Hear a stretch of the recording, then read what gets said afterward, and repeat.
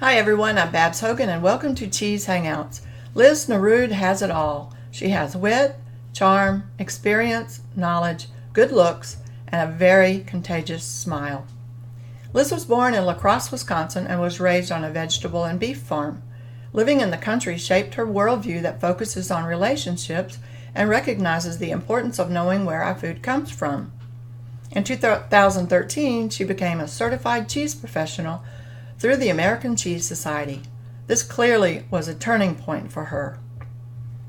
This farm girl has come a long way. Let's hear her story.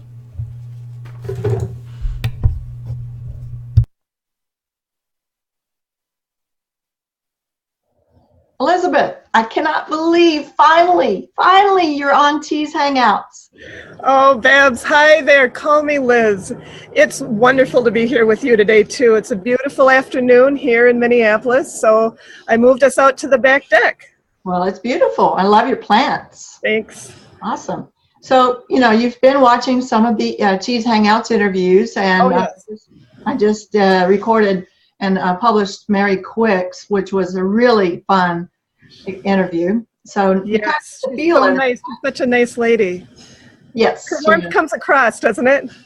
I love to talk to the people that are vibrant like you and like Mary, because it's so easy to carry on a conversation with you on camera. Oh. Okay, so tell me, what was your life like before you met cheese? Well, it was a vast wasteland of nothingness, Babs. There was nothing in my life, and then I found cheese. Actually, you notice the plants right behind me. One of my former professions was I was in horticulture, and I grew plants. Wow. I'm no Judy Shad. I mean, we've all seen pictures of her gorgeous gardens and gotten jealous. But actually, I was thinking about her when I did the little setup here, just to put some pretty color in for our chat. So I did horticulture, and that was it. I went to college for women's studies and anthropology, and I just think that those things awakened a curiosity in the world and viewing things from different perspectives. And I think those skills kind of translate well to cheese. There's always something more to learn and discover and appreciate. Mm-hmm. When did you get into the cheese business? Well, the transition happened from horticulture into the grocery store because, of course, I got laid off in the wintertime here in Minnesota. Mm-hmm. And I applied at Lunds and Byerly's, which is a hometown grocery store chain. I wanted to work for the holiday season, and I was in catering. Well, then the opportunity arose for me to move into specialty cheese, and it's such an interesting thing to study. Even when I knew that much about it, I knew there was a lot more to find out. So I was drawn to it immediately, and that's when I started studying cheese. So right there in the grocery store. Fantastic. So describe your aha moment, the moment that you said, I have a passion for cheese. Babs, you sent me these questions to think about before we did our interview, and I love that question. But there's no answer to it. There's no moment when the sun came through the clouds and it just appeared before me like some enlightenment from the universe. It was more of a progressive. Absolutely, it develops over time. It develops over time, and you learn. This is how I think of it. I think of it as learning a language. You learn a few nouns, and then you learn some verbs, and then you have adjectives, and pretty soon you can write a whole paragraph about it, and then you get to tell the story. And working in the grocery store, when you get to tell that story, and your customers are engaged in that story on all kinds of levels, and the taste of the cheese, and the idea of how the cheese can be used, and who made the cheese, and how they made the cheese, that's tremendously satisfying to me. I really enjoy doing that, and I guess that passion has really never ended over the course of time. Every day I still enjoy doing that. Wonderful. Well, I think you touched on a point that really attracts me to cheese, and that is the story behind the cheese, the who made it, and tell me.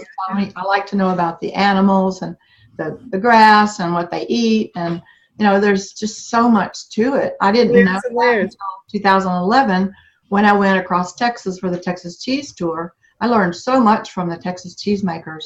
Oh, yeah. The stories behind these cheesemakers are very interesting. The vision and the passion and the determination and the diligence. Yeah.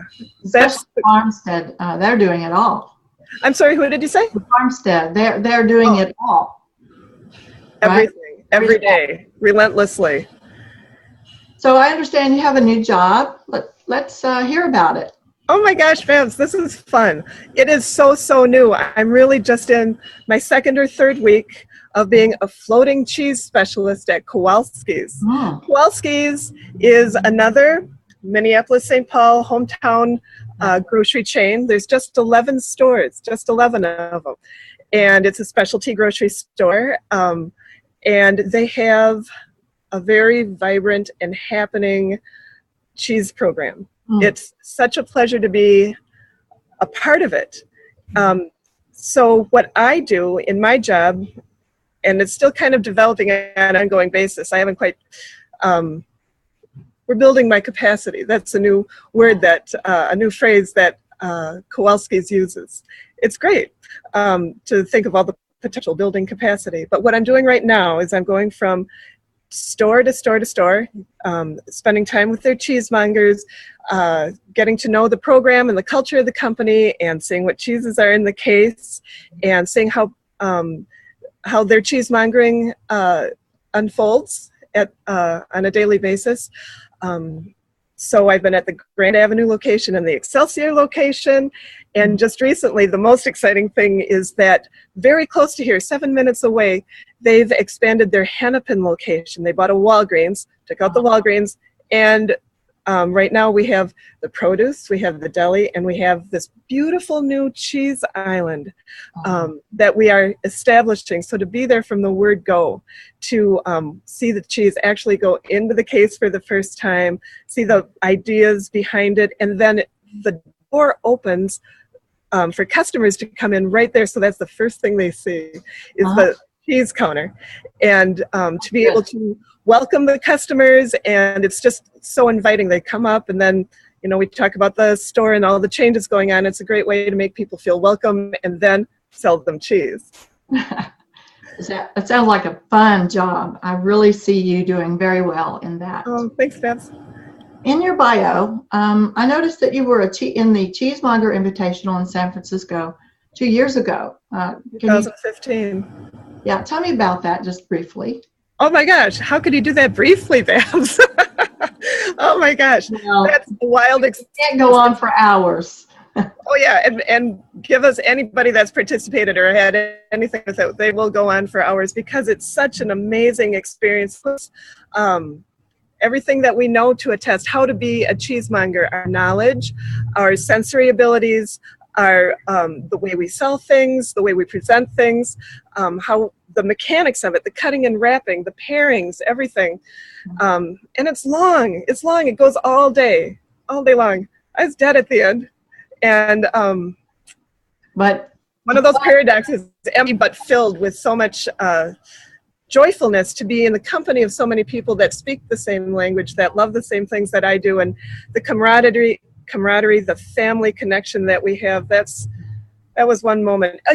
Babs, if you want to say an aha moment, that was a moment like that. There you go. And last year you judged at the ACS competition, and I just interviewed Mary Quick, and she explained the difference between the technical and the aesthetic judge and their role. So what role did you play? I was an aesthetic judge. There's 42 judges total, 21 aesthetic, 21 technical. The technicals are the scientists, and then the aesthetics are the people that just taste the cheese, and based off the knowledge and experience that they have, and then we say what we like. And it was an immense responsibility because, like we were talking about, just what you saw over your trip to Texas, and you can feel the passion and the heart and soul that people put into what they create. That's a lot to judge. This is my philosophy of cheesemongering, why I love doing what I do, why I love working in a grocery store. I love community. I love connecting people. And I think more and more in this crazy old world of ours, that we are hungry on many levels for sustenance, for spiritual sustenance and for cheese sustenance.